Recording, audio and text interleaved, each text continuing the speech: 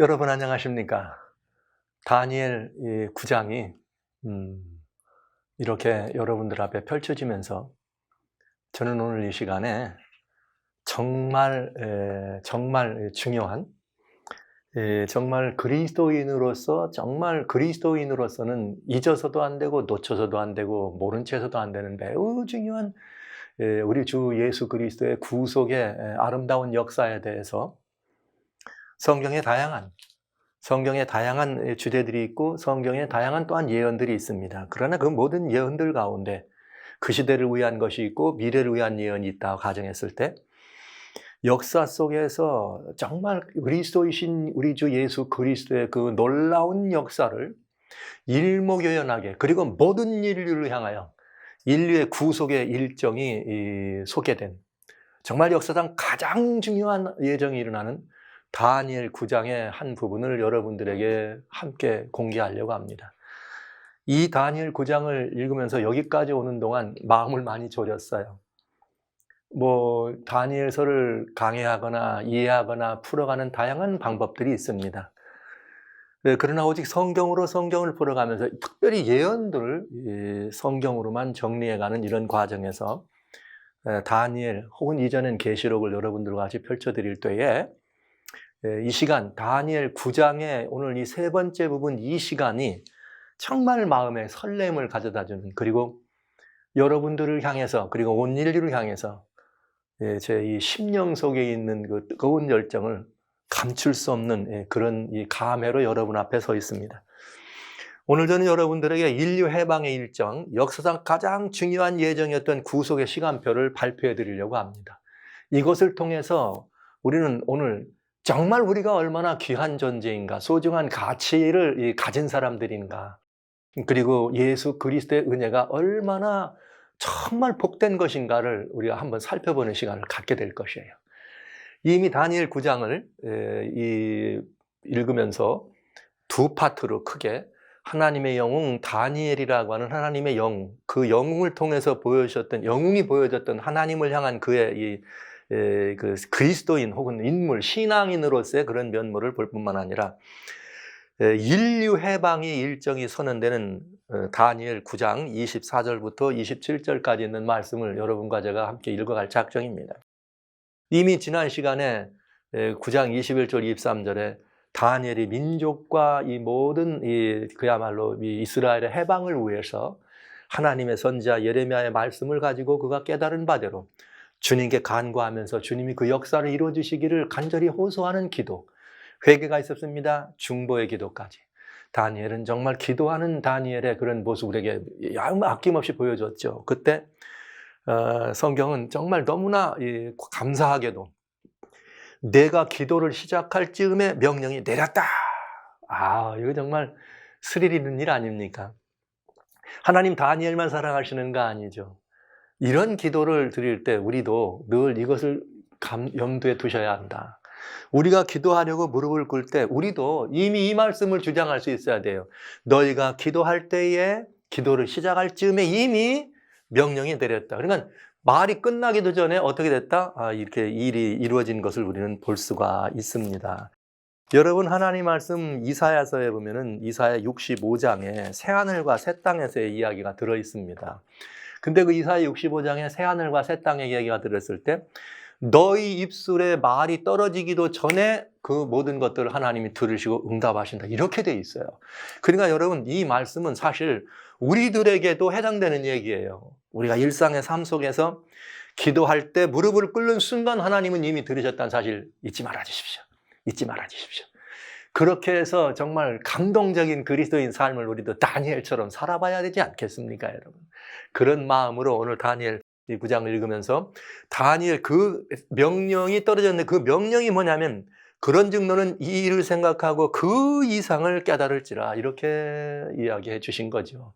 그 이상. 그러니까 기도의 응답. 이스라엘 민족을 해방시켜 주세요 했더니 이스라엘 민족을 해방시켜 달라고 그랬더니 하나님께서 내가 해방에 대한 그 바벨론에서 포로에서 돌아가는 해방만이 아니라 인류의 이 죄와 악의 이 모든 결과로부터 죄의 노예가 되어 있고 어둠과 사단의 갖춰진 바 있는 인류를 향한 우리 주님의 해방 선언이 있다는 사실을 보여주게 된 것이죠. 그래서 너는 이 일을 생각하고 그 이상을 깨달을지니라 이렇게 돼 있습니다. 참 지난 시간에 잠깐 여러분과 보았습니다마는 그런즉 너는 이 일을 생각하고 그 이상을 깨달을지니라 이렇게 돼 있어요. 근데 여기 다니엘서에 특별히 다니엘서의 그 이상 혹은 그 비전 이런 모든 것들을 생각할 때 아주 특별히 그 이상이란 표현이 있기 때문에 다니엘이 이전의 이상을 여러분 몇 번 그래도 봤잖아요. 7장에서도 보고 또 8장에서 보는데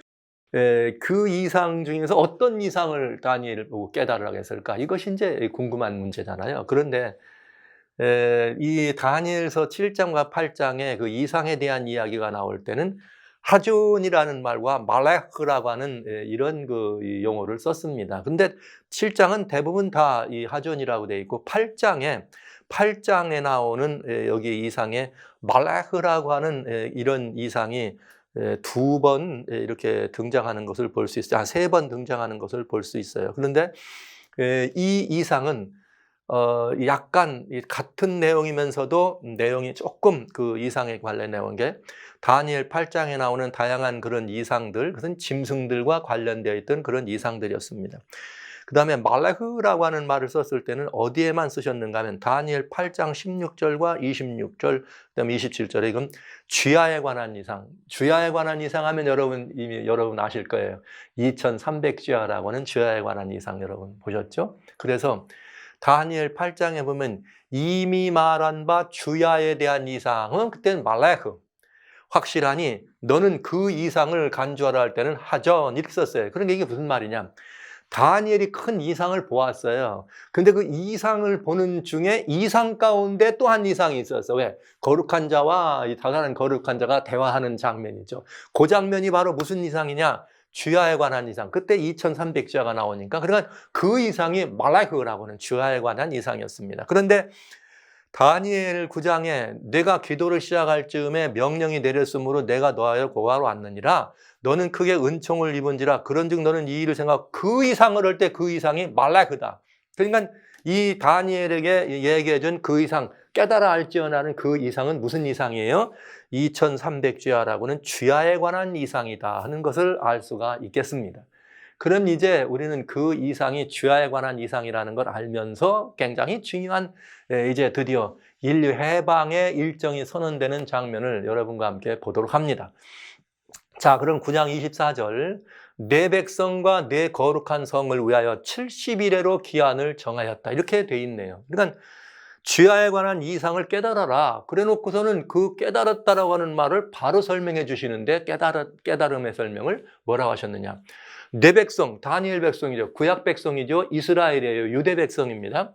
내 백성과 내 거룩한 성인가 예루살렘이네요. 70일에로 기한을 정하였다. 그러니까 70일에라고 하는 말은 일에라고 하는 말은 7일이라는 뜻이에요. 7일.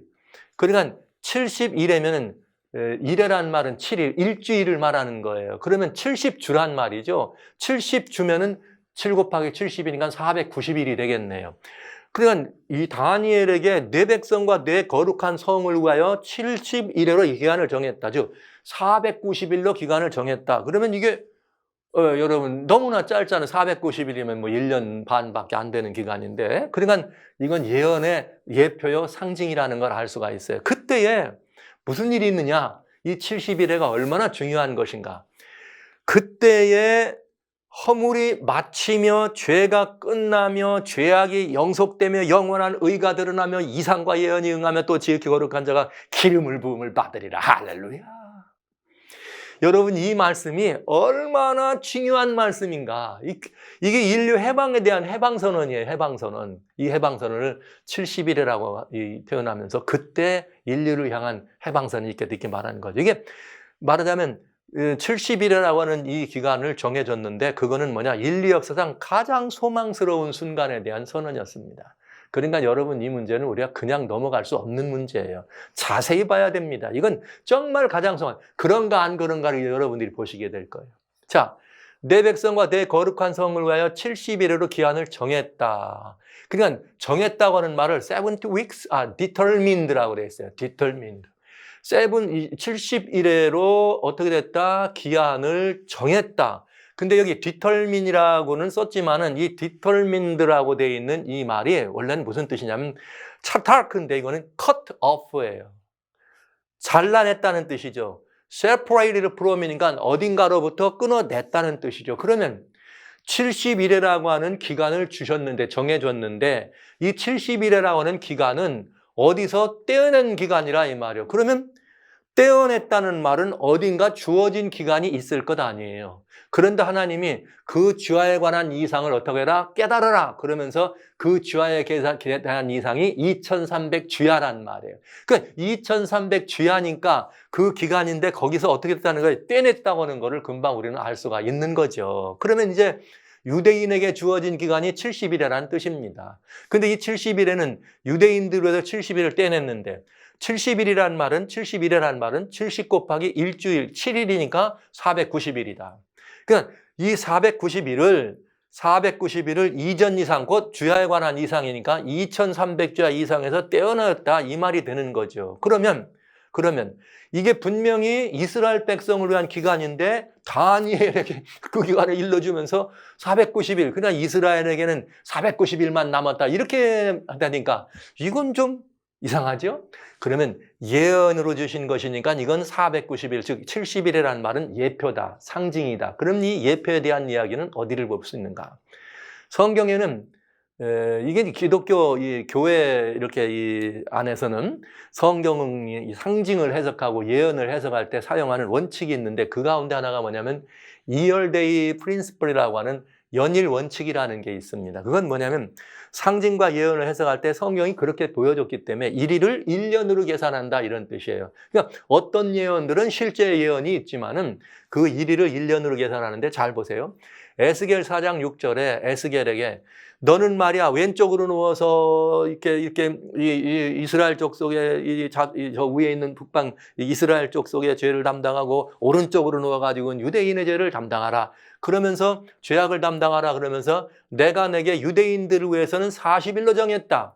그런데 1일은 얼마나? 1인 1년이다. 그러니까 이스라엘을 유대인들을 위해서는 내가 40일을 정했는데 내가 그 죄악을 감당할 거를 40일을 정해줬는데 그 1일은 1년을 의미한다. 이렇게 말하는 거예요. 그래서 1일을 1년이라고 하는 이 예표를 해석하는 하나님의 이런 그 정해주신 원칙에 의해서 그걸 연일 원칙이다 이렇게 따진 거예요. 근데 이 죄악을 질지나 하는 이 말씀이 거기 또 이렇게 보죠. 민수기 14장에 보면 무슨 말이 나오는가 하면 12정탐꾼이 가나안을 정탐하고 돌아와요. 얼마 동안? 40일 동안.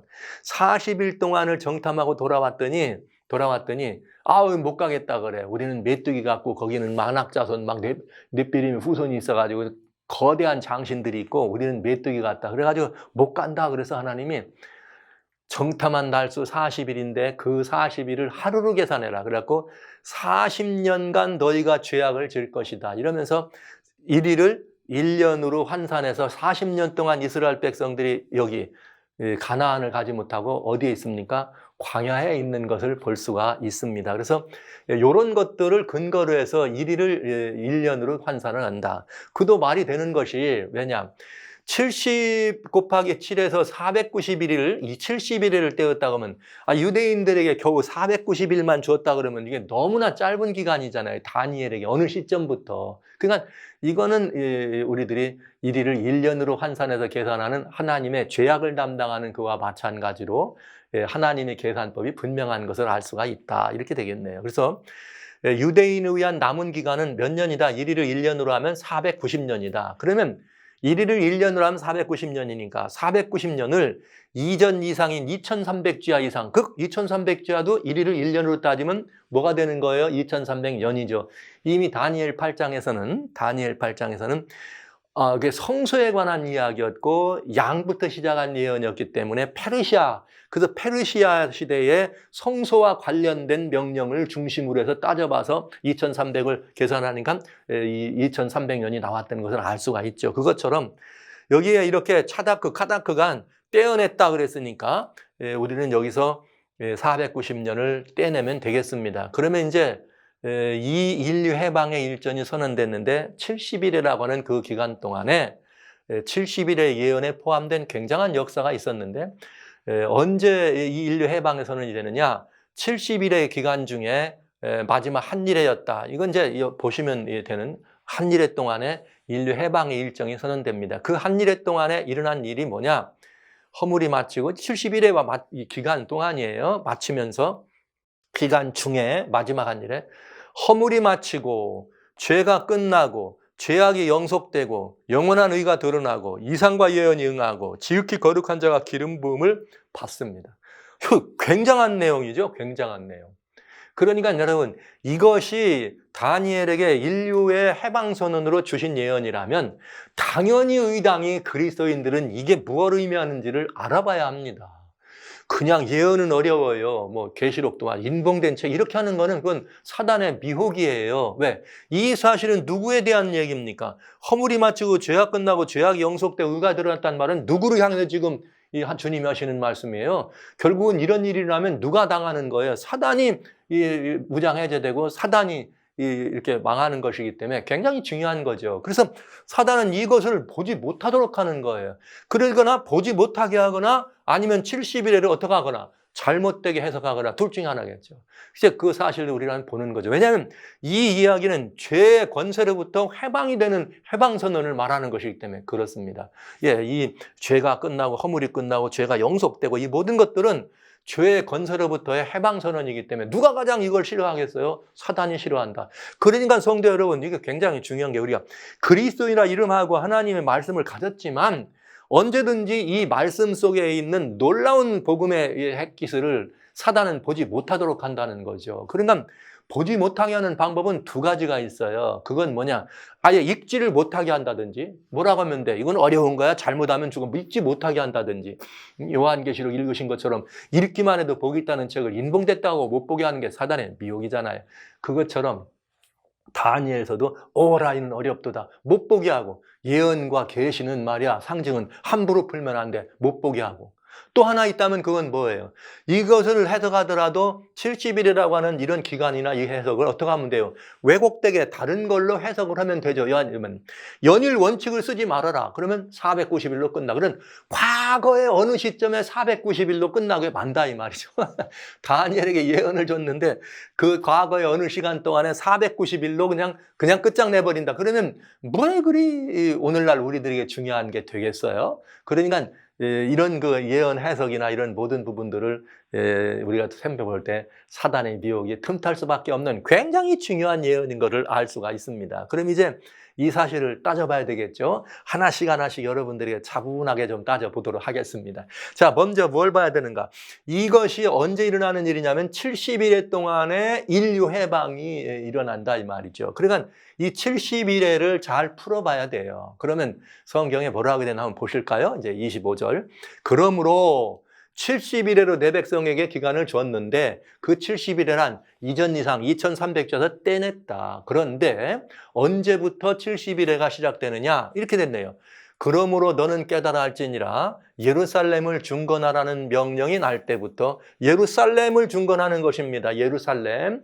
예루살렘이라고 하는 이게 늘 말씀드렸습니다만은 하나님의 이렇게 이 역사를 우리가 보면서 영적인 권세와 이것이 이렇게 모든 백성들의 이런 모든 것들을 의미할 때 이렇게 이 권세, 사람 움직이는 모든 세력들을 말할 때는 정치적 세력이 있고 영적 종교적 세력이 있었다. 정치적 세력을 말할 때는 하나님께는 이스라엘이라고 하는 나라 이름으로, 죄악의 권세는 애굽이라는 나라 이름으로, 영적 권세, 그 종교적 이름을 말할 때는 하나님의 권세는 예루살렘으로, 그 다음에 죄악의 이런 모든 부분들은 바벨론이라고 하는 도시로 설명한 걸 알 수 있다. 여러 번 말씀을 이미 드렸습니다. 그러니까 예루살렘을 중건한다 이 말은 유대의 종교, 유대의 신앙, 유대의 영적인 역사를 어떻게 하는 거예요? 주님께서 다시 중건, 리빌트하게 되는 것이죠. 그러면서 이제 말하자면 하나님에 대한 신앙,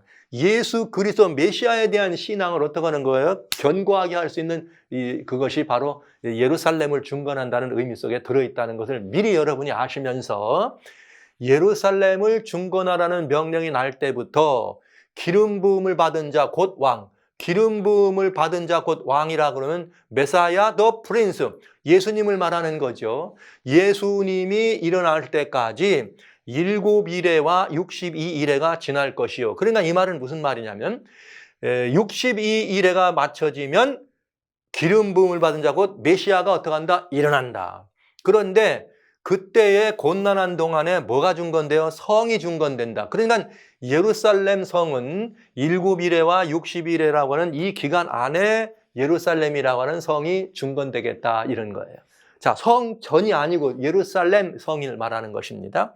그 다음에 26절입니다. 62일의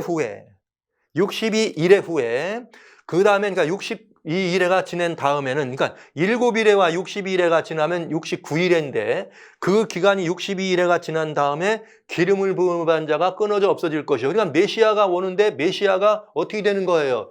끊어져 없어진다는 말은 죽는다는 말이죠. 그 다음에 장차 한 왕의 백성이 와서 성읍과 성소를 회파하려니와 그의 종말은 홍수의 엄몰됨 같을 것이며 끝까지 전쟁이 있으니 황폐될 것이 작정되었다. 이렇게 돼 있네요. 자, 이 예언은 이제 이렇게 보시면은 굉장히 중요한 일정이 여기 들어있는 걸 알 수가 있어요. 예루살렘이 완성돼서 기름 부음을 받은 자 메시아가 기름 부음을 받는 것까지 가려면 7일에와 62일에가 지나고, 그것이 끝나고 나면은 어떤 일이 벌어져요? 62일 후에 이 기름 부음을 받은 자 메시아 예수님이 돌아가실 거다, 이런 이야기가 돼 있는 거죠. 그런데 또 보세요. 끝까지 전쟁이 있는데 황폐할 것이 작정되었느니라. 그가 장차 많은 사람으로 더불어 한 일해 동안의 언약을 굳게 하겠고, 왜? 7일에와 62일에가 지나면은 69일이니까 얼마가 남아요? 70일에 중에 한 일해가 남잖아요. 그 한 일해 동안의 언약을 굳게 하는데 그 일해의 절반의 제사와 예물을 금지한다. 와, 이게 분명해져. 또 잔포하여 미은 물건이 날개를 의자에 설 것이며 이미 정한 종말까지 진노가 황폐하는 자에게 쏟아지느니라. 그러니까 이거는 뭘 말하는 거예요? 한 일해, 마지막 한 일해 동안에 있을 일을 이렇게 설명해 준 것입니다. 그러니까 여러분 잘 기억해 두세요. 이제 이 말씀은 여러분이 다니엘서를 이렇게 같이 펴시면서 이 말씀을 들으시면 훨씬 더 이해가 더 빠르시고 내용이 여러 번의 일의 한 일의 절반 뭐 이렇게 나오기 때문에 여러분들이 좀 혼동될 수 있습니다. 근데 혼동하실 필요 없습니다. 그냥 순서대로 제가 찾아볼 테니까요. 그러면 70일이라고 하는 거는 예루살렘을 중건하라는 명이 날 때부터다 하는 것은 명약관화한 이야기가 됐으니까, 분명한 이야기가 됐으니까, 그러면 우리는 성경에 예루살렘 중건령이 언제 날 것이냐, 다니엘이 지금 이 계시를 보았을 때는 언제예요? 메대 사람 다리오 임금이 왕위에 오른 그 몇 해요? 원년이라. 그러면 기원전 538년이라 이 뜻이죠. 그러니까 538년에 이 예언을 들었는데 그 이후 어느 때인가 예루살렘을 중건하라는 명령이 내릴 거다, 이 말이죠. 그래서 봤더니 여기 그 에스라서의 6장 14절에 에스라 6장 14절에 뭐라고 돼 있느냐면, 유다 사람의 장로들이 선지자 학개와 이또의 손자 스가랴의 권면함으로 인하여 전 건축할 일이 형통한지라. 여기는 뭘 건축해요? 성전을 말하는 거죠. 이스라엘 하나님의 명령과 바사왕 고레스와 다리오와 아닥사스의 조서를 조차 전을 건축하며 그 모든 것을 피력하더라. 그래서 이 성전을 건축하는 일이 있습니다. 그런데 이 전을 건축하는 명령이 몇 번 내려졌느냐 하면은 하나님의 명령을 따라서요. 이건 하나님 명령을 따라서 바사왕, 페르시아 왕, 고레스, 다리오, 아닥사스다 3번에 걸쳐서 이 일이 이루어졌다 하는 것입니다. 이미 다니엘 8장을 볼 때 여러분과 같이 이 성전 중건령에 대하여 여러분에게 이미 말씀을 드렸어요. 그런데 이 3번의 명령이 있는데 이 3번의 명령을 자세히 보면 성전이 이루어진 거와 예루살렘이라고 하는 성이 이루어진 거와 구분되는 것을 알 수가 있어요. 제1차는 고레스 임금 때 포로 기환 명령이 내려진 것이고요. 포로가 다 그러면서 성전을 이렇게, 그 다음에 여기 라라고 되어 있는데 에스라를 말하는 거예요. 어떤 성경에는 에스라를 스라고도 하고, 또 요즘 나오는 여러분들이 잘 이렇게 연구하실 때 쓰이는 베델이라고 하는 그 성경 프로그램인데, 여기서 가끔 제가 베델에 있는 프로그램을 요걸 가져왔더니 거기는 라라고 돼 있어서 여러분들이 라란 말씀이 이렇게 드리네요. 자, 이 에스라입니다. 여기는 고레스가 있고 다리오가 있는데 이건 다 성전 중건 명령이에요. 그런데 세 번째 아닥사스다 임금님은 예루살렘 중건령을 같이 내립니다. 성전만 중건하는 것이 아니라 그래서 한번 보시죠. 아닥사스다 왕 7년에 이스라엘 자손과 제사장과 레위 사람들, 그러니까 제사장과 레위 사람들 들어서 예루살렘으로 올라갈 때에 이제 이렇게 선한 손을 힘입어서 언제 올라가느냐? 정월초하루에 아닥사스다 왕 임금 7년에 정월초하루에 길을 떠나가지고 5월 초하루에 예루살렘에 들어갔다. 그러니까 넉 달에 걸친 장관 여행 끝에 예루살렘까지 돌아가는 것을 봅니다. 근데 이 아닥사스다 왕 7년이라 그러면 이건 몇 년이냐? 아닥사스다가 자기 아버지 성경에 말하는 왜 여러분 그 에스더서가 나와 있는 아하수에로 이런 표현이 있잖아요. 그의 아들입니다. 이 아닥사스다는 그의 아들인데 이 아들은 기원전 465년에 아버지가 돌아가세요. 그러니까 465년에 아버지가 돌아갔으니까 465년을 아닥사스다 왕의 1년으로 보면은 이제 비원전 458년이 되는 거고 즉위 원년. 그 다음에 457년부터 즉위년으로 계산하면 457년이 됩니다. 근데 이것이 성경에 보면 늘 이렇게 뭐 정확하게 즉위년이다. 또 어떤 때는 그 즉위 원년 이게 좀 차이가 있는 것을 알 수가 있어요. 고대 로마에도 황제가 예를 들면 뭐 이렇게 아버지 그 가이사 티베리우스가 얘기 나올 때 그 아버지 위에 옥타비아누스가 죽은 거는 이런 거 AD 이렇게 뭐 14년 뭐 이렇게 8월이다. 그러나 왕 위에 오른 거는 그해 뭐 9월이다 이렇게 돼 있는데 아니면 또 계산할 때는 그 다음 해부터 계산하기도 하고 그러니까 약간씩 차이가 있다는 것을 말씀드리면서 아닥사스다 7년은 기원전 457년 아니면 458년 사이에 일어났다. 그런데 잘 보세요. 모든 왕의 왕 아닥사스다는 하늘의 하나님의 율법에 완전한 학사 겸 제사장 아스락에게 조서해서 이스라엘 백성과 제사장과 레위 사람 중에 예루살렘을 갈 자는 다 너와 함께 가라. 다 함께 가서 뭘 하느냐면 가가지고 이렇게 말해요. 하늘의 하나님의 전을 위해서 즉 하나님의 성전이죠. 모든 것들을 삼가 행하라. 즉 성전을 회복시키는 것입니다. 그러면서 또 뭐냐. 너는 하나님의 법으로 유사와 재판관을 삼아. 그러니까 민족의 독립이에요. 완전한 독립. 백성을 재판하게 하는 것이니까 이건 뭐예요? 사법적 독립을 원하게 된 것이죠. 사법권의 정립. 그래서 하나님의 명령과 왕의 명령을 준행치 아니하는 자는 죄를 정하여 죽이고 정죄하고 가산을 정복하고 오대 가더라. 그러니까 사법제도의 시행령이 떨어지면서 이때에 이 명령에 따라서 여러분 느헤미야가 이 명령을 따라서 돌아가서 완전히 예루살렘 성을 어떻게 합니까? 완성을 시킵니다. 그게 여러분 느헤미야서에 보면 예루살렘 성전이 완성되는 걸 볼 수가 있죠. 그러니까 아닥사스다의 명령은 아닥사스다 7년, 즉 기원전 457년이든 아니면 458년 이렇게 어간에 있는 것을 알 수가 있습니다. 그러면 이제 대답이 아주 이제 명확해집니다. 다니엘 8장을 말씀드릴 때는 저는 2300주야 때는 이게 주야가 이브닝 앤 모닝 해가지고 매일 드리는 제사와 관련된 제사제도에서 온 표현이었다. 그래서 2300주야를 썼다. 왜? 다니엘 8장은 성소에 관련된 이야기였기 때문에 그렇게 말씀을 드렸습니다. 그래서 시작점을 성소에 관해서 양이라 하는 페르시아였기 때문에 페르시아부터 그걸 봤지만 다니엘 9장에서는 정확하게 이 얘기 나오네요. 2300주야인데 여기서 다니엘에게 내 백성을 위해서 70일을 떼냈다. 490년이죠. 그러면 2300주에 남은 기간은 1810년이 남는 거죠. 그러면 이 70일의 기간 동안에 이렇게 돼 있고 1810년이 돼 있는데 그러면 이 2300주야의 시작은 언제냐? 이 70일 때는 시작은 언제냐? 아닥사스다 왕 몇 년이다? 7년이다. 그러니까 457년에서 458년 BC 사이가 된다. 그러면 2300주야에 2300년이라고 할 때 예언의 일이 1년이니까 1843년과 44년 사이에 이것이 정확하게 맞아떨어지게 된다. 이렇게 계산이 되겠습니다.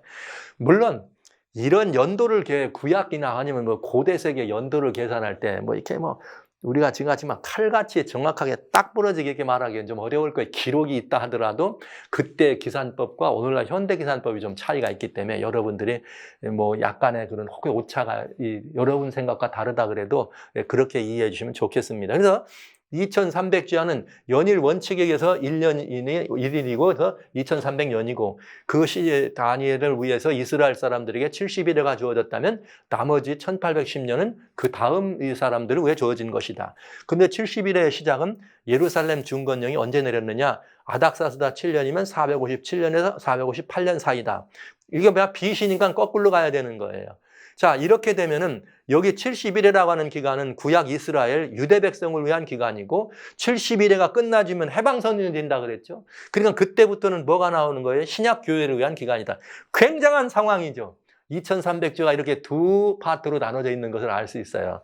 구약 이스라엘 사람들이. 그래서 이게 지난번 8장을 공부할 때 제가 계시록 12장을 살짝 여러 번 말씀드렸잖아요.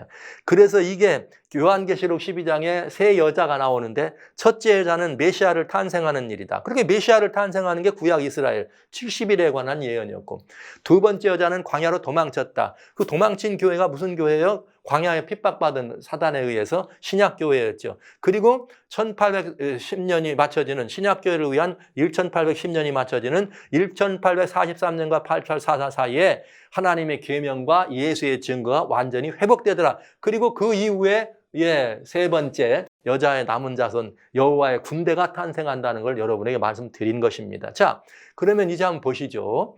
기름 부음을 받은 왕이 일어난다 그랬는데 이게 정말 어떻게 되는지 여러분 한번 이제 놀라운 사실을 보게 될 겁니다. 보시죠. 자, 내 백성과 거룩한 성을 위하여 70일으로 기한을 정한다. 그런데 70일의 기한을 정할 때 아까 말한 이 영원한 복음이 선포되고 그때 지극히 거룩한 자가 기름 부음을 받는다. 그런데 이 기름 부음을 받으려면 어떻게 일어나요? 기름 부음을 받은 자 왕이 일어나기까지 7일에와 62일에가 지난다. 메시아 더 프린스, 예수님이 여기 태어난다고 말 안 하고 왕이 일어난다. 기름 부음을 받는다는 의미가 그래서 중요한 거예요. 보시죠. 그러면 이스라엘 백성들에 주어진 기간이 70일에 490년입니다. 70일에가 있는데 기름 부음을 받은 자 메시아가 언제 오느냐? 7일에와 62일에가 지낸다. 그러면 69일에가 되겠죠.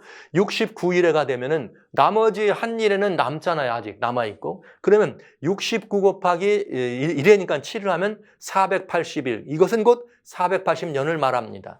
그럼 480년을 말한다면 457년부터 490년까지 이렇게 얘기해서 이렇게 두 기간을 남는데 483년과 7년을 더하면 토탈 490년이 되겠죠. 그러니까 457년에서 497년이 되면은 몇 년이 되느냐? AD 34년에서 34년이 되겠다. 이렇게 답이 나올 수가 있겠네요.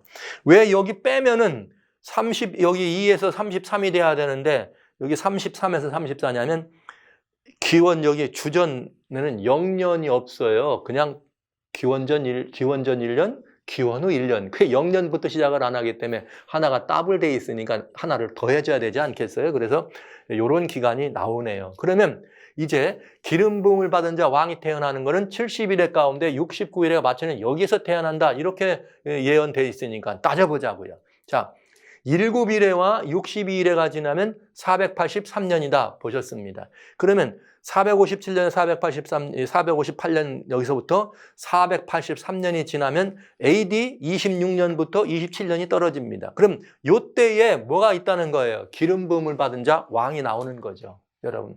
그러면 이거 뭐 정확한 얘기 아닙니까? 그러니까 우리는 따져봐야 돼요. 진짜 이 어간에 무슨 일이 있었는가? 근데 한번 보시죠. 기름 부음을 받은 왕이 태어나는 사건입니다. 누가복음 3장 1절로 3절에 가이사 티베리오 가이사가 위에 있은 지 15해, 15년이에요. 한 왕이 있는데 가이사 티베리우스라고 하는 로마 왕이 왕위에 올라간 지 15해, 15년이 됐다. 그때 무슨 일이 있느냐? 요한이 요단강 부근에서 죄사함을 얻게 하는 회개의 세례를 전파하더라.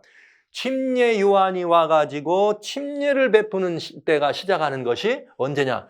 디베료 가이사가 위에 있은 지 15해였다. 이렇게 얘기를 한 것입니다. 그래서 요한이 이렇게 이 침례를 주고 다 세례를 베풀 때에 백성이 다 세례를 받을 때 예수도 세례를 받으시고 기도하실 때 하늘이 열리면 성령이 형체로 비둘기같이 그 위에 임하시느니 하늘로 소리가 나더니 너는 내 사랑하는 아들이라 내가 너를 기뻐하느라 메시아 그리스도로서 완전히 선언되는 것을 알 수가 있죠. 하나님의 아들 그리스도로. 언제? 뭐 위해서? 성령이 형체로 그같이 임하실 때. 그때가 언제냐? 예수님이 가르침을 시작할 때 30세쯤 되었다. 30세쯤 되었다. 그런데 이때 이 예수님이 뭘 하셨느냐? 세례, 침례를 받으셨다 이거예요. 그때 예수님이 마태복음 3장 15절에는 요한에게 침례를 받으러 왔더니 어이구 내가 당신에게 침례를 받아야지 어떻게 내게 내가 침례를 드립니까? 했더니 너 아니라 너가 나에게 침례를 줘서 모든 의를 모든 의를 이루는 것이 합당하니라. 예, 이렇게 말했습니다. 모든 의. 아까 여러분 뭐가 나왔어요? 영원한 의가 어떻게 한다? 드러난다. 이렇게 돼 있죠. 여기는 뭐라 그랬어요? 모든 의를 이루는 것이 이렇게 합당하니라. 그렇게 하면서 예수님이 뭘 받으세요? 침례를 받으십니다. 그런데 사도행전은 그때 뭐라 했나? 이렇게 말해요. 사도행전 10장 37절 38절에 곧 요한이 그 세례를 반포한 후에 갈릴리에서 시작되어 온 유대에 두루 전파된 것을 너희도 알거니와 하나님이 나사렛 예수에게 성령과 능력을 뭐하듯 기름 붓듯 하였다. 이게 뭐예요? 기름 부었다는 말이 뭐예요? 그리스도, 메시아라는 의미죠. 그래서 나사렛 예수님께서 성령과 능력을 기름 붓듯 했단 말은 이때로부터 메시아의 사역이 어떻게 된 거예요? 시작된 것이죠. 기름 부음을 받은 자 곧 왕이 태어난 것으로 태어난 것이 아니라 그 사역이 시작된 것을 알 수 있습니다. 그때부터 두루 다니며 착한 일을 행하시고 마귀에 돌린 모든 자를 어떻게 했으니? 고치셨으니 메시아의 사역이 이렇게 선언된 것을 알 수가 있습니다. 근데 이게 예수님이 몇 살 때? 30살 때. 그리고 그 해는 언제냐? 가이사 디베리우스가 왕위에 오른 지 몇 년에? 15년이다. 가이사 디베리우스는 AD 14년에 왕위에 오릅니다. 왕위에. 원래 이 아버지가 14년 8월 달에 죽죠. 그 다음에 14년 8월 달에 죽을 때 14년 9월 17일 날 티베리우스가 어떻게 됩니다? 왕위에 오릅니다. 그러니까 여기에서 왕위에 오르니까 티베리우스 15년이면 28년이 되겠네요. 네, 정확해죠? 28년. 그러니까 아까 말씀드린 것처럼 이 연대가 구약이나 신약이나 와가지고 과거의 연대를 우리가 계산할 때 1년 혹은 1, 2년 이런 차이가 그 즉위년이냐 뭐냐 이런 거에 따라 조금씩 다르더라고요. 그래서 여기 이 성경을 보면 이게 28년이 되고 또 예수님이 요한복음에 예수님이 성전에 처음 들어가세요. 처음 들어가셔서 쓸 때 30세 때 되는데 예수님이 30세 때라고 따지고 처음 들어가셨다면 예수님이 탄생을 기원전 4년이라고 치면 그때가 몇 년이 4년이라면 30세면은 어떻게 됩니까? 27세가 돼야 되죠. 27년이 돼야 되죠. 그렇게 계산하면 AD 27년이 되는 것이고. 예, 또 뭐 이런 걸로 계산해서 이 예수님이 침례 받으신 것이 여기는 28년처럼 보일 수 있지만은 또 다른 성경들은 27년이다, 26년이다. 이렇게 이 얘기가 이렇게 이 성경 학자들 간의 연대 계산이 좀씩 다릅니다. 그러니까 뭐 1, 2년 차이인가 우리 같다고 보실 때 여러분 보세요. 정확하죠? 자, 457년에서 62일에와 7일에와 62일에가 지나면은 AD 26년에서 27년 사이가 됩니다. 그런데 그때 무슨 일이 벌어져요? 예수님이 침례를 받으시더라. 기름 부음을 받은 자 왕이 일어나더라 이 말이에요. 그래서 이때 예수님이 침례를 받으십니다. 그러면 이때 예수님이 침례를 받으시는데 거기서 받는 걸로 끝나느냐? 성경은 그렇게 얘기 안 했어요. 62일의 후에 기름 부음을 받은 자가 끊어져 없어질 것이며, 그러니까 남은 한 일회가 남았잖아요. 7일에와 62일의 후에 기름 부음을 받은 자가 끊어져 없어진다. 언제 끊어지느냐 이거예요. 메시아가 돌아가신다. 침례를 받은 이후에 메시아로 왕으로 사역을 시작하신 다음에 언제 들어가느냐? 62일의 후에 기름 부음을 받은 자가 끊어지는데 62일의 후에 언제냐? 이게 바로 여기 그가 장차 사람으로도 많은 사람으로 더불어 한 일해 동안에 언약을 굳게 정하고 한 일해 그러니까 7년이에요. 맨 마지막에 언약을 굳게 정하고 일해의 절반에 제사와 예물을 금지하더라. 이렇게 돼 있어요. 그러니까 남은 한 일해 동안에는 무슨 일이 있느냐? 69일에 지나간 다음에 침례를 받으시고 침례를 받으신 나머지 7년 한 일해 동안에 무슨 일을 하느냐? 하나님이 언약을 굳게 정하시고 그 일의 절반의 제사와 예물을 금할 것이다. 이렇게 말씀하셨네요. 그것을 요 26절과 27절은 반복되는 말씀이에요. 무슨 말이냐면 기름 부음을 받은 자가 끊어져 없어진다는 말을 설명해 준 것인데 뭐냐? 그가 한 일해 동안의 언약을 굳게 하고 일의 절반의 제사 예물을 금할 거다. 이게 같은 말을 반복해서 설명해 주신 거예요. 그 다음에 장차한 왕의 백성이 와서 성읍과 성소를 회파한다. 로마 사람들이 예수님 이후에 한 것처럼 회파하고 멸망할 거다. 그 말을 또 뭐라 했느냐? 잔포하여 미의 물건이 날개를 설계되고 정한 종말까지 진노가 황폐케 하는 자에게 쏟아지리라. 요 말이 또 이 밑에서 그래서 반복돼서 두 번 설명한 것을 우리는 볼 수가 있어요. 그래서 자, 그럼 이제 나머지 한 일해 동안에 무슨 일이 벌어지는가? 7일에와 62일에가 지난 다음에, 즉 69일에가 지나서 480일이 지난 다음에 무슨 일이 벌어지느냐? 예수님이 침례를 받으시고 메시아로 탄생하신다. 그러면 이 침례를 받는 사건이 있은 다음에 나머지 7년이 있죠. 나머지 7년 이후에 무슨 일이 벌어지느냐? 예수님이 한 일해 동안의 언약을 굳게 하는데, 자, 483년이에요. 62거 다 지난 거. 나머지 AD 26, 27년, 즉 AD 27년경에, AD 27년, 28년, 그 27년경에 침례를 받으시고 남은 일이라고 하는 7년이 남는데 그 7년의 언약이 있다 이 말이죠. 그런데 이 7년의 언약이 있는 동안에 일회의 절반에 뭐가 벌어져? 메시아가 대속, 십자가, 끊어져 없어질 것이다. 이렇게 돼 있어요. 일회의 절반에. 그게 다니엘 70일이에요. 자, 뭐라 하겠는가? 장차 많은 사람으로 더불어 한 일회의 절반에 제사와 예물을 금한다. 제사와 예물을 금한다 이 말은 무슨 말이냐? 예수님이 요한복음 19장 30절에 신포도주를 받으신 후 가라사대 다 이루었다. 예수님이 뭘 다 이루셨을까요? 다니엘 아까 9장에는 이상과 예언이 어떻게 되고 이루어지고 다 이루어졌다 이 말이죠. 이상과 예언이 이루어지는.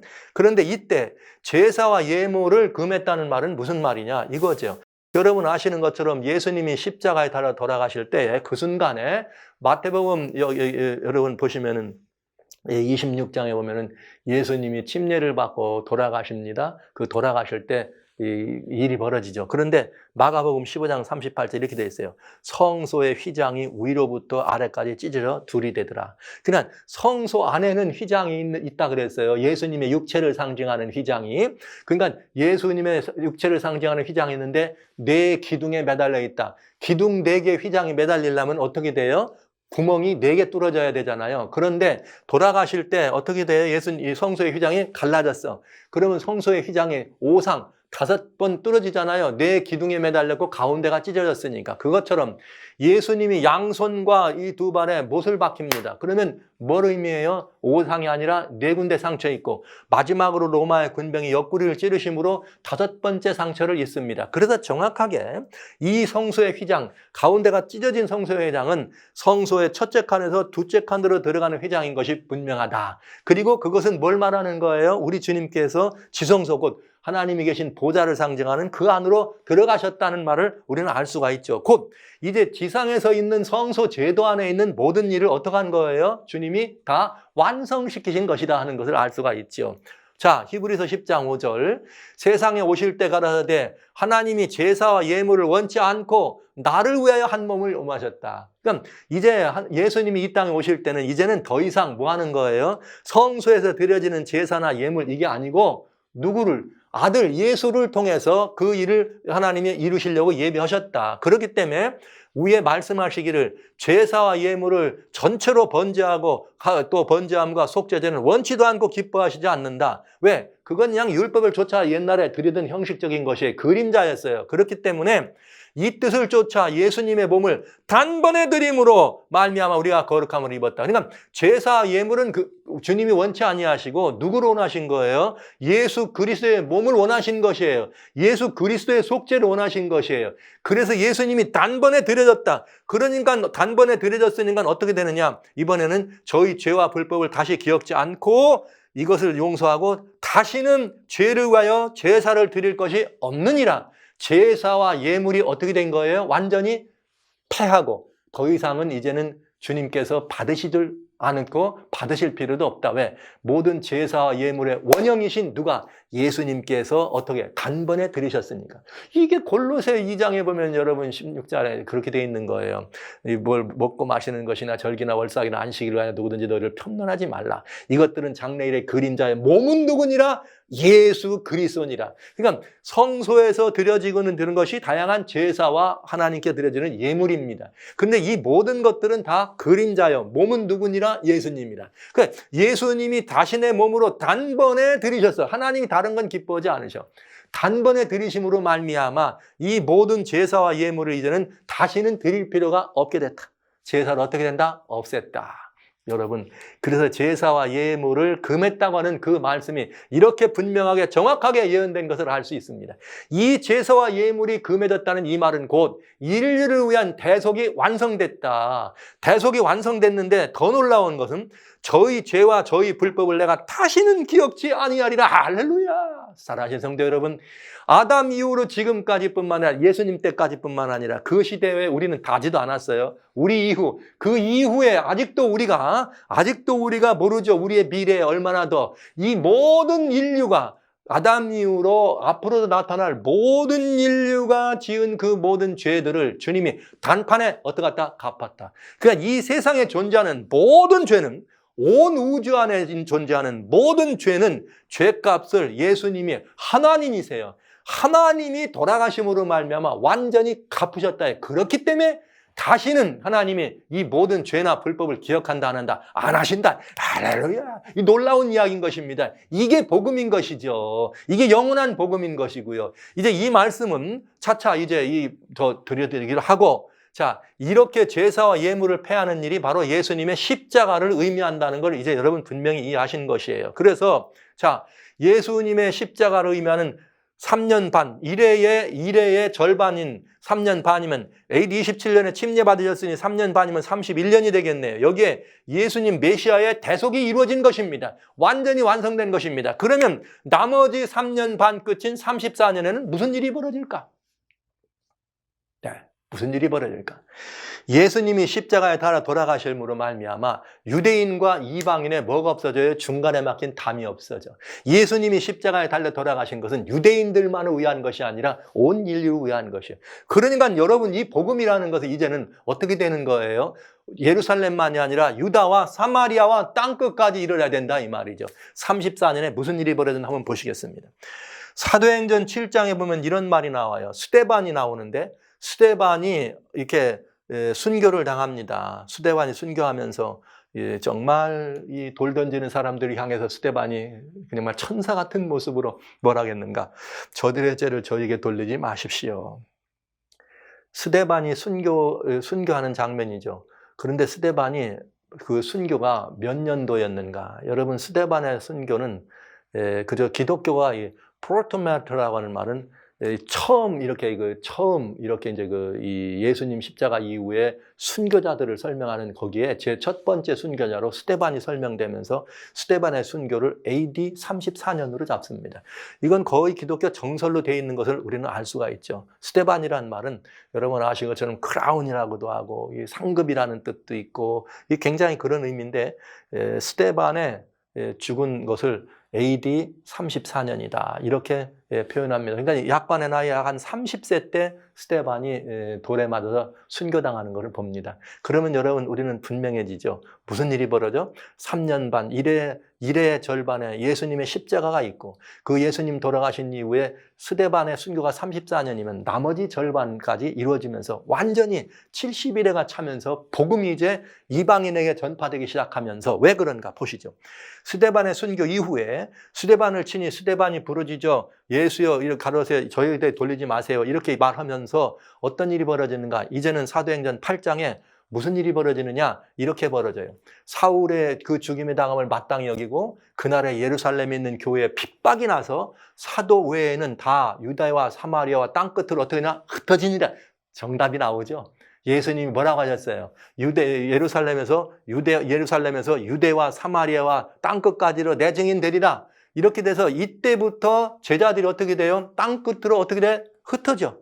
복음이 이방으로 전파되기 시작해. 이제 중간에 막힌 담은 십자가도 허물어지고 이제는 유대인과 이방인의 간격이 허물어지면서 복음이 전파되는 상징적 의미까지 해서 정확하게 70일의 때 이스라엘을 통해서 하나님이 이루시고자 했던 구속의 역사는 이스라엘의 그런 모든 것들을 70일에로 정하셔서 갚으시고 이제부터는 새로운 시대가 시작된 거죠. 70일에가 마치면서 무슨 일이 시작되는 거예요? 신약 백성, 새로운 이 구속된 이제는 다니엘에겐 내 백성이다 그랬지만 유대인들이고 이스라엘이었지만 이제는 예수님이 피를 값으로 우리 모두를 사심으로 말미암아 고린도전서 주님 3장 16절이나 6장 19절에 뭐라 그래서 6장 19절에 20절에 특별히 너희는 피로 산 하나님들 피로 샀다고 말하잖아요. 그러니까 우리는 다 누구 백성 된 거예요? 예수님 백성이 된 거죠. 그래서 이제는 너 백성은 70일에 끝나지만 이제부터는 내 백성이라 피로 모든 만민을 사셨으니까. 그래서 이건 뭘 말하는 거예요? 70일에가 마치면서 복음이 땅끝까지 전파되는 놀라운 역사. 그래서 유대인, 이스라엘 백성들 향해 주어졌던 70일에는 예수님의 십자가에서 대속이 끝나지면서 중간에 막힌 담이 허물어지고 실질적으로도 마지막 34년 끝에 스데반이 순교당하면서 복음이 땅끝까지 전파되기 시작하는 원년으로 기록되는 놀랍게도 70일의 예언이 정확하게 성취된 것을 우리는 볼 수가 있는 것입니다. 이렇게 해서 복음은 완성되고 예수님의 침례와 예수님의 십자가와 그 다음에 스데반의 순교로 복음이 완성이 이루어지면서 이제는 어떻게 되는 거예요? 땅끝까지 이르러 이 복음을 전파해야 될 사명을 가지고 태어난 교회가 신약교회. 그들을 핍박한 거예요. 언제까지? 2300주야까지. 1830년. 그러니까 이 70일이라고 하는 것은 구약 이스라엘의 역사를 어떻게 하는 거예요? 하나님의 신실된 구약의 제사장 역할을 하던 그들에게서 그 역할과 의무와 사명이 이제는 완전히 신약교회로 옮겨져서 유대인과 이방인이 나눠진 구별된 민족이 아니라 이제는 다 유대인이든 이방인이든 다 하나같이 중간에 막힌 담이 없어지고 하나가 돼서 주님이 골로새 1장에 말씀하신 것처럼 하늘 것이나 땅에 있는 것들이 다 예수 그리스도 안에서 뭐래요? 화목되기를 원하시는 하나님의 은혜가 출발한 것이 일의 십자가 대속의 일의 절반에 제사와 예물을 폐하면서 이루어지게 되고 그 일의 결과가 땅끝까지 복음을 전파를 시작하는 원년으로 되면서 70일의 역사는 완성되게 돼 있습니다. 그래서 굉장한 사건인 걸 우리가 알 수 있죠. 그때 이 70일의 기간 동안에 이것이 어떻게 됐느냐 여러분 보시죠. 베드로전서 1장 10절로 12절에 이 구원에 대하여는 너에게 임할 은혜를 예언하던 선지자들이 연구하고 부지런히 살펴서 자기 속에 계신 그리스도의 영이 그 받으실 고난과 후에 받을 영광을 미리 증가하여 어느 시 어느 한때를 여러분 나옵니까? 이미 이스라엘 백성들은 어느 시 어느 한때 올 거를 알고 있었어요. 뭐만 연구했으면? 다니엘서만 연구했으면. 놀라운 일이죠. 그러니까 이게 굉장히 중요해요. 유대인들이 실패하고 유대인이 실수한 거를 오늘날 기독교에 똑같이 하고 있는 거예요. 이미 성경은 어느 시 어떠한 때를 보여줬다고요. 실제 뭘 보면 우리가 이 사실을 알 수 있는가 하면 동방의 박사들이 찾아왔습니다. 그랬더니 헤롯이 예수님 죽이려고 그 자기가 들어와가지고 별이 나타날 때를 물어봐. 그래가지고 자세히 연구해가지고 학자들한테 물어봐. 어디로 올 거냐 언제 올 거냐 따져봐라 해서 2살 아래. 얼마나 정확해요. 동방박사의 이야기를 듣고 성경에 이게 있잖아요. 어느 시 어느 때가 나오잖아요. 그러니까 정확하게 뭐예요? 2살 아래는 다 죽여라. 메시아를 죽이려고. 이렇게 된 것입니다. 그러니까 여러분 우리는 분명히 이미 주님께서는 이 70일이라고 하는 예언을 다니엘 선지자를 통해 주셨기 때문에 어느 시 어떠한 때 뭐가 예수님이 고난과 후에 부활하실 것에 대해서 어느 시 어떠한 때를 이미 유대인들에게 말씀해 주신 것입니다. 하나님의 말씀을 들었더라면 될 거를 그들이 안 들은 것이죠. 그래서 이 섬긴 바가 자기를 위한 것이 아니고 너희를 위한, 즉 선지자들이 뭐 받아가지고 이게 있는 게 아니라 그 가졌던 모든 것들을 너희를 위해 전한 것이다. 계시로 알게 됐는데 이것은 하늘로부터 보낸 성령을 힘입어 복음을 전하는 자들로 이제 너희에게 고한 것이요 천사들도 살펴보기를 원하는 것이니라. 여러분 이 70일의 예언 가운데 포함된 이 놀라운 그리스도 예수님의 그 고난과 영광은 심지어 천사조차도 살펴보기를 원하는 놀라운 이 복음의 주제이죠. 이게 복음의 주제. 그런데 이제 이걸 어떻게 했느냐? 성령을 힘입어서, 즉 성령을 힘입어서 복음을 증거하는 자들이 가진 증거가 그리스도 예수가 증거했던 바로 그리스도의 증거라 이 말이에요. 이 증거. 이것이 바로 다니엘 7장에 나오는 예수님의 증거인 것입니다. 예수님께서 직접 어떻게 한 거예요? 당신에 대해서 선지자들에게 두어서 당신의 영이 직접 뭐한 것, 증거하신 내용들입니다. 그렇기 때문에 실제 그 일이 이루어진 다음에 무슨 일이 벌어졌는가? 예수님이 제자들과 엠마오로 가는 두 제자들을 만나서 다시 돌아가신 이후에 누가복음 24장에 뭐라고 말했는가?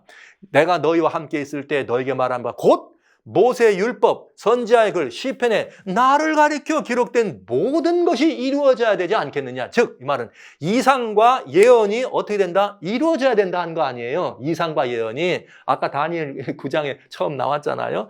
바로 이거다. 이게 뭐예요? 바로 이것이다 하면서 설명해 준 거죠. 선지자들을 통해서 말씀해 주신 증거가 뭐냐? 곧 그리스도가 고난을 받아야 될 것, 그리고 제3일에 죽은 자 가운데서 살아날 것, 그 다음에 그의 이름으로 죄사함을 얻게 하는 회개가 예루살렘부터 시작하여 모든 족속에게 전파될 것이 기록됐으니 너희는 이 모든 일에 뭐라? 증인이라. 여러분, 증인이 가진 것이 뭐예요? 증거입니다. 그러니까 그 증거란 뭐냐? 십자가의 증거입니다. 그 다음에 부활의 증거입니다. 그런 다음에 죄사함을 얻게 하는 회개가 됐단 말은 십자가에서 부활하시고 다시 승천하십니다. 그러면서 그 보혈의 공로가 여전히 모든 것들에 이렇게 이 어마어마한 우주를 충만하고도 남기 때문에 예수님을 의지하여 나오는 모든 이들에게 이 십자가와 부활의 공효와 공로를 적용해주고 나눠주고 끝까지 의지할 수 있는 힘이 되주신 이것이 예수님의 증인이 가진 증거라 이 말이죠. 그러니까 이것이 참된 뭐예요?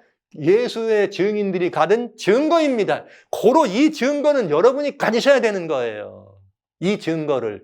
구약 당시 백성들은 선지자들이 이것을 증거했고 이제 신약 때는 사도들을 통해 시작해서 우리들에게까지 이 증거를 전해주신 것이고 우리는 이 증거를 받아서 우리 모두가 다 십자가의 증거, 부활의 증거, 중보의 증거를 가진 사람이 돼야지만 비로소 하나님의 계명과 예수의 증거를 가진 사람이라고 하는 예수의 증거를 가진 사람이 되는 것입니다. 우리의 삶을 통해서 얼마든지 죽음도 무서워하지 않는 증거를 갖는 것이 되는 거죠.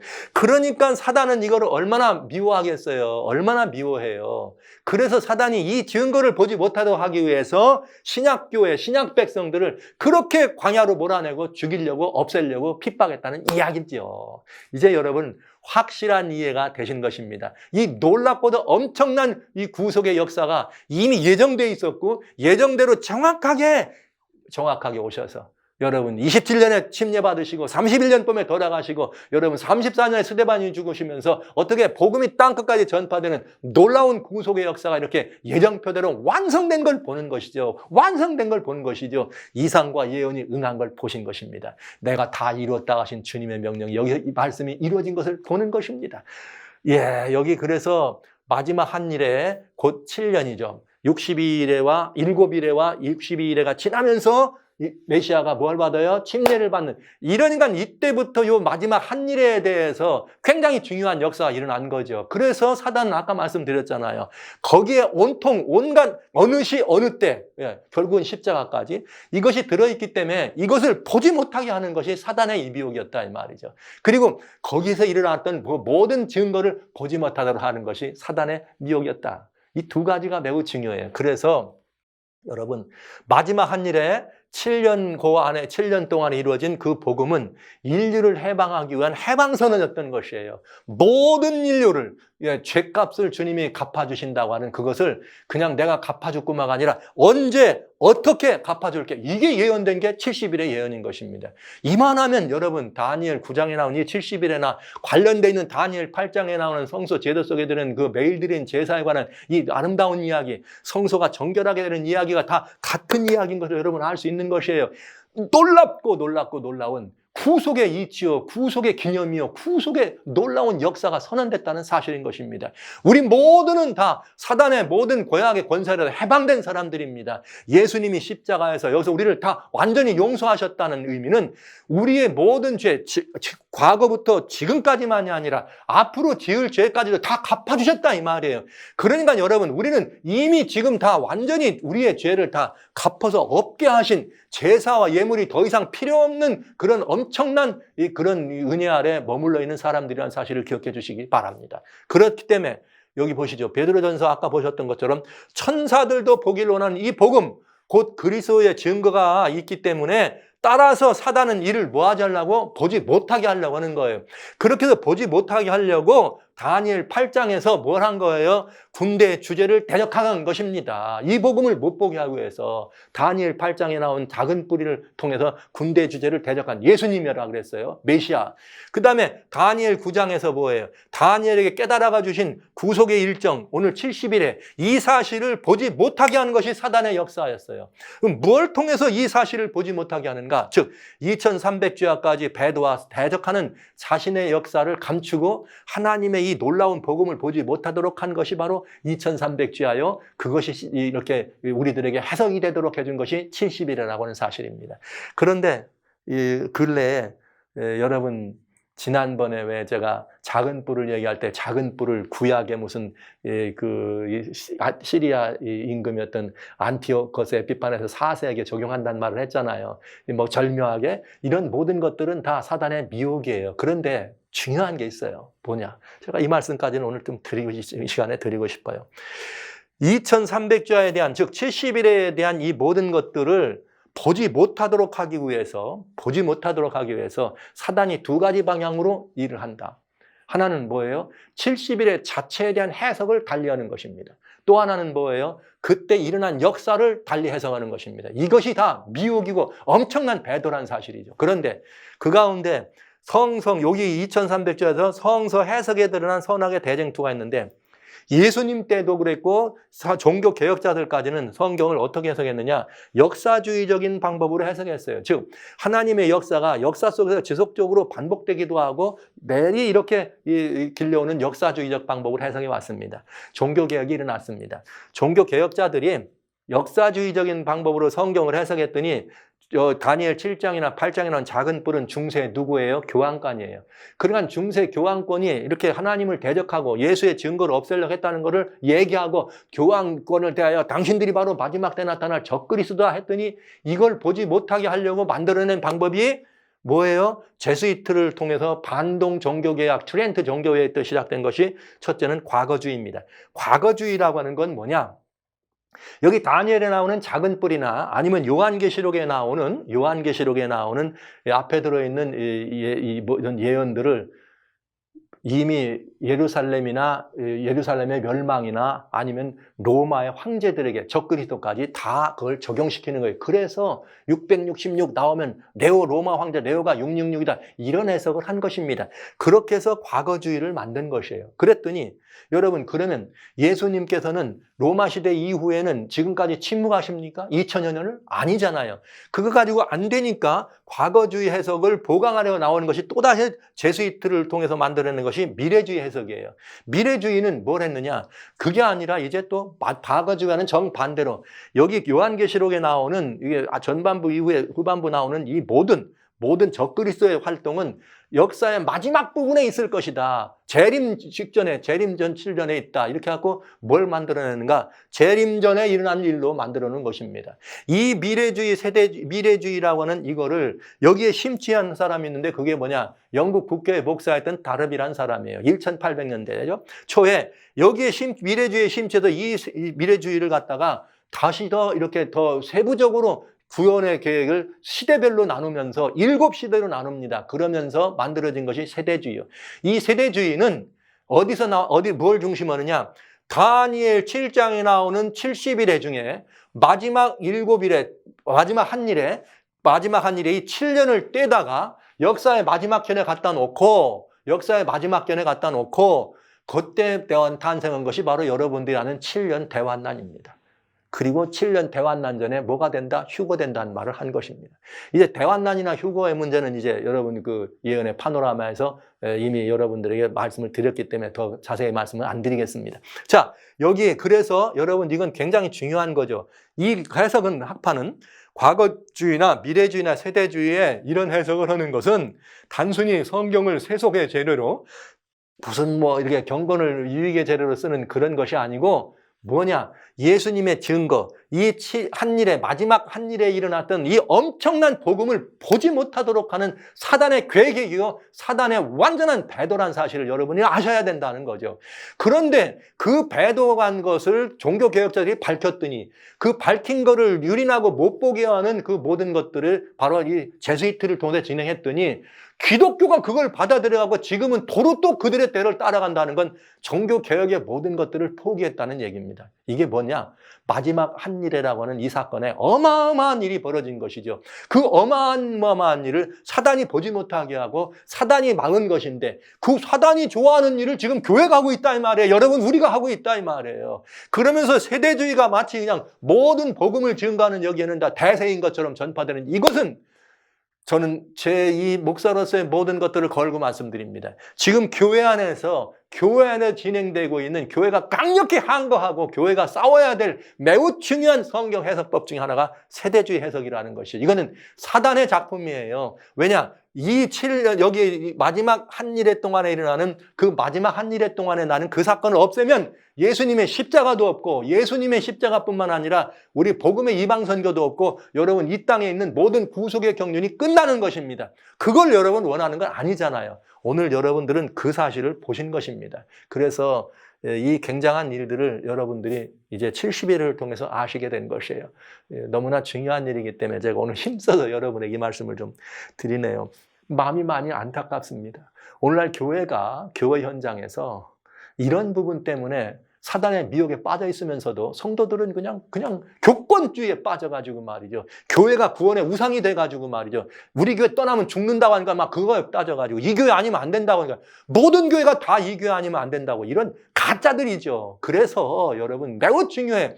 교회는 오직 하나밖에 없어요. 예수 그리스도의 반석 위에 서 있는 그게만 유일한 교회인 것입니다. 그렇기 때문에 하나님의 계명과 예수의 증거가 서지 않으면 다 가짜인 것입니다. 그런데 여러분 오늘날 기독교란 이름으로 하나님을 대적하던 그들의 가르침을 따르고 있으면서 그 사실을 모르고 있다는 게 얼마나 안타까운 일입니까? 정말 안타까운 일입니다. 질별이 7일에라고 하는 70일에라고 하는 여기 가운데 마지막 한일에 67일에와 62일에와 69일에가 지내고 마지막 한일에 남은 그 사건은 온 우주와 역사적으로 가장 중요한 역사적 순간에 관한 어느 때 어느 시라고 하는 예언된 기간임을 여러분 아셨습니다. 이것은 우리가 부디 그리스도인이라면 살펴봐야 될 구속의 진리라는 사실을 제가 간절히 호소해 말씀드리면서 그런 기간에 관해서 일어났던 일도 어느 때 어느 시도 중요하고 그때 일어난 이 사건에 대하여 허물이 마치고 죄가 끝나고 죄가 영속되고 영원한 어마어마한 사건들이잖아요. 인류 해방에 대한 넘치는 선언 아닙니까? 이 사건이 일어난 것이 바로 그 마지막 한일회 동안에 일어난 일인데 이거를 보지 못하게 하는 걸 여러분들이 따라간다는 것은 너무나 억울하고 분한 일입니다. 사랑하는 성도 여러분. 교권 구원의 함정에 빠져있는 여러분들에게 회개를 촉구합니다. 교권 구원의 함정으로 백성들을 노예처럼 부리려고 하는 교회에 대하여 회개를 촉구합니다. 회개해야 합니다. 기독교 회개해야 합니다. 이 사실에 대해 솔직하게 양심적으로 회개해야 합니다. 여기서 우리가 벗어나지 않으면 사단의 미혹에 영원히 빠져들어간다는 사실을 성도 여러분 기억해 주십시오. 형제자매 여러분 깨달아 주시기를 바랍니다. 간절한 마음으로 진심으로 여러분에게 호소합니다. 제가 이제 이 부분에 대해서 이 다니엘 7장과 관계되어 있는 이것이 2300제와 관련됐고 또 성소 정결과 관련되는 문제이기 때문에 이 문제에 대해서 다시스러 가는 배 여러분들에게 많이 이렇게 미리 말씀드렸습니다. 이 책은 하나님이 주신 거기 때문에 무료로 여러분에게 나눠드려요. 그냥 여러분들 전화번호, 한국 번호하고 미국 번호나 이메일에다가 문자로 보내세요. 성함하고 주소만 보내시면 그냥 바로바로 갑니다. 지금 여러분들이 이제 책을 받아가시는데 이게 뭐 무한대책은 아니니까요. 또 이게 무한대책은 아닙니다. 그것도 이렇게 절판되면 못 가니까 늦지 않게 여러분들이 빨리빨리 연락하셔서 여러분들을 위해서 기회를 주어주실 때 여러분들이 이 책을 보시면 좋겠어요. 뭐 어떤 분들은 뭐 같이 나눠보신다고 교회에서 보시겠다고 여러 번씩 선청하신 분도 계신데 여러분 늦지 마시고 연락하시면은 바로 그런 모든 일들에 대해서 명쾌하고 정확한 답을 여러분들이 살펴볼 수가 있게 되겠습니다. 이제 이 시간 여러분에게 말씀을 드리면서 구속의 해방선언, 이미 오늘 그 일정에 대한 예정됐던 해방을 여러분이 들으셨고 이제는 구속의 해방선언과 예수의 증거가 도대체 무엇일까?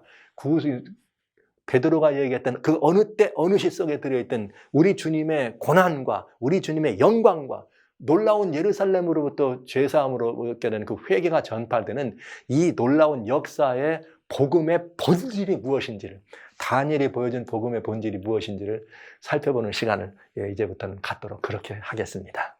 성도 여러분, 제가 오늘 좀 셌지요? 그럴 수밖에 없는 마음을 좀 알아주시고 이해해 주시고, 성도 여러분, 함께 이름도 없고 빛도 없는, 아무런 명예도 없는 그저 조용히 하나님의 말씀만 좋아하는, 말씀 때문에 목회를 시작한 한 종입니다. 여러분과 같이 예수 그리스도의 마음을 알고 그 가슴을 열어가는 그 일에 여러분과 함께하기를 소원합니다. 우리 회개하면서 그동안 진리의 말씀을 우리가 등한히 하고 교권에 빠져가지고 눈멀었던 신앙생활 하면서도 이것이 진짜인 줄 알고 살았던 우리들 자신을 돌아보고 회개하는 시간을 가지면서 우리 다시 한번 이 인류의 구속과 해방을 위하여 우리 주 예수 그리스도께서 이루신 그 엄청난 사건에 대하여 이제 계속해서 살펴보도록 하겠습니다.